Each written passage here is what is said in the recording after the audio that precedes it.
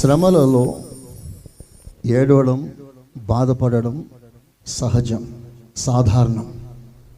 కానీ అదే శ్రమలలో ఆనందించడం మాదిరి జీవితం. అందరూ ఆమేనన్నారా? ఇంకా మంచిగా, ఇంకా మంచిగా. దైవజనుడైన పౌలు ఆనందించుడి, మరలా చెప్పుచున్నాను ఆనందించండి అని సార్వత్రిక సంఘాన్ని ఒక అద్భుతమైన వర్తమానాన్ని పాస్ చేశాడు. ఆనందించమని చెప్తున్నావు, ఎక్కడ రాసావు ప్రభా, ఎక్కడ రాసావు పౌలా ఈ మాట అంటే రాజభవనంలో కాదు, సకల సౌఖ్యాలతో నిండుకున్న సందర్భంలో కాదు, ఒక 4 అడుగు జైల్లో, నిలువలేని జైల్లో, సరైన వెంటిలేషన్ లేని జైల్లో, తినటానికి సరైన ఆహారం లేని జైల్లో, దెబ్బలతో ఒళ్ళంతా కుమిలిపోయిన ఆ దుఃఖము, ఆ బాధ, వేదన అతను ఏమాత్రం పట్టలేదు. ఆ అమానుష్యమైన శ్రమలలో ఆయన రాసిన లేఖ, మీరు ఆనందించండి,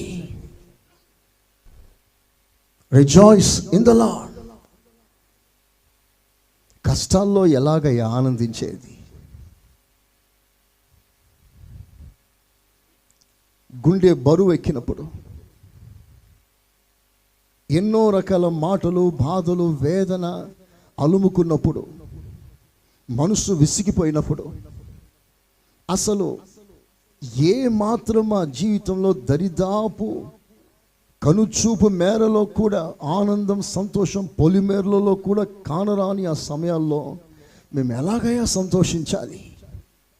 అందుకని యేసయ్య మనకు మాదిరిగా ఉన్నాడు. చప్పట్లు కొట్టండి ఇప్పుడు మనకి, కొట్టాలి గట్టిగా.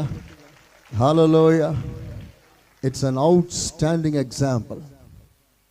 ఆయన తన ఎదుట ఉన్న ఆనందం కొరకు సిలువను సహించాడు, అవమానమును నిర్లక్ష్యం చేశాడు.